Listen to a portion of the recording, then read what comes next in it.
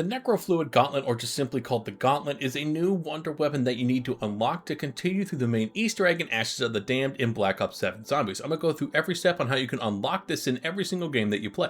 So let's get into it.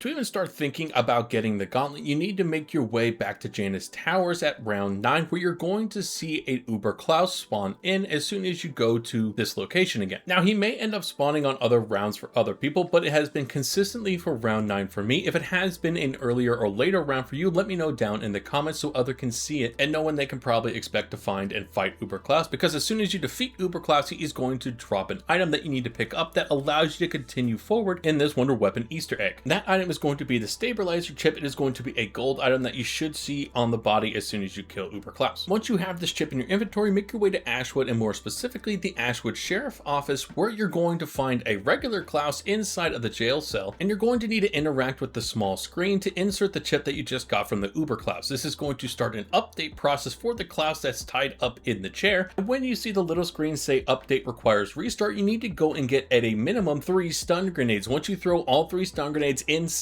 of this jail cell, that is very important because you can easily have these stun grenades bounce off the jail cell and you need to go find 3 more stun grenades. You're going to see that the Klaus is actually stunned, and then he will reboot, bursting out of the jail cell. Now that Klaus has bursted out of his jail cell, you want to make your way over to the Zarya Cosmodrome. More specifically, you want to make your way to the section where you see an ether tube right next to this small sparking screen. You will then need to call Klaus with your brand new tactical item right in front of the screen. He's then going to stomp on the ground, starting the system back up again. You're going to see a green dot that kind of signifies you need to go and interact with that screen that Klaus just stomped in front of. Once you do that, is going to start a lockdown sequence where you're going to see a red circle that you need to stand in for a certain amount of time until the bar on your screen fills all the way up. Of course, this could be really easy or really difficult depending on what round you do this on, but if you have a pack-a-punched weapon around 10 to 15, you should be fairly fine to do this very easily. Once the scan is complete, you'll be able to pick up the Aether Canister, and this will automatically make you not be able to sprint, so keep that in mind because now you have to take this Aether Canister to the 3 different power stations around the map. You're going to see a slot on each of these machines that perfectly fits the canister that you're carrying into it. As soon as you interact with that, you're going to see a small bar start progress that is going to spawn a lot of zombies. All you need to do is survive until the Aether Canister explodes and goes to one of 3 bars. You're going to find one of these 3 power stations in Ashwood, which is what you're seeing on the screen right now. Another one is going to be at Blackwater Lake, one of the other locations you can go at the beginning of the game from Janus Towers, depending if you go right or left. And the third is going to be at the farm. This is the other direction that you can take instead of going to Blackwater Lake at the beginning of the game from Janus Towers. This is going to be that other direction that brings you directly to this farm. What I would recommend is that you actually do the power stations in the order of Ashwood, then Blackwater Lake, and then finishing up in the farm, because the farm is where you need to deposit this final fully upgraded canister, because you are going to be on a time limit every time you fill up this canister. Now, when you get that fully filled canister, you want to make your way inside of the barn into the basement section of the farm where you're going to see that ethereal cube. What you have to do is simply interact with the cube. It's going to take all the essence from that canister and then turn the circles green. This is basically going to signify that you have done the canister step, and you can now move on to the next step to getting closer to getting the gauntlet. Now that you have the cube activated, you actually need to start using the jump pads right over the farm, where you're going to see 3 different symbols on the 3 different buildings inside of the farm. These are going to be different every single game, so you don't have to copy the ones that I'm showing you in my game, because again, they are going to be different every single time you load up a new game. As you see, you are going to want to memorize these 3 symbols or write them down. Once you have all 3 of the symbols, make your way back down to the cube and start interacting with the 3 sides that don't have the eyeball on it. You're going to very quickly see that you need to match up those symbols to the corresponding side of the cube. To help make this a little bit easier, the symbol that was sitting on the grain silo is going to be on the side that is closest to the barn itself. The symbol that you see on top of the barn is going to be on the face of the cube that is facing the house, and the symbol that you saw on top of the house is going to be placed on the side of the cube that is facing the wall. Once you have done this correctly, you want to go and interact with the side that has the eye. As soon as you do this correctly, you're actually going to see the gauntlet appear where the eye is. Now, as soon as you pick up the gauntlet, you need to be prepared for a lockdown sequence where at the same time, you're going to see a bunch of different green orbs start popping up all over the basement. Your goal in this lockdown step is 1, obviously to survive, but 2, using the gauntlet, shoot each of these green orbs and then return all the spikes that shoot from this gauntlet to yourself, exploding the orbs, and there should be about 5 to 6 of these all throughout the basement. Now this is not going to be all that easy because you are going to be rushed by a bunch of different zombies from either the round that you're on and also the purple-eyed zombies that are spawned in as soon as you start this lockdown sequence. But as soon as you explode the last orb with your gauntlet, you are now free and able to move around freely with the brand new Necrofuild Gauntlet. Personally, I find a lot of fun playing with this particular new wonder weapon. It's very unique, it's fun, it's a very powerful melee weapon, which is also nice to have in addition to the effects of shooting out, I guess, all the different fingernails and spikes from this particular hand. But let me know what you guys think about this wonder weapon down in the comments. If you found this quick walkthrough guide to get the gauntlet helpful, let me know by hitting the like, subscribe buttons down below for me, and I'll catch you in the next video.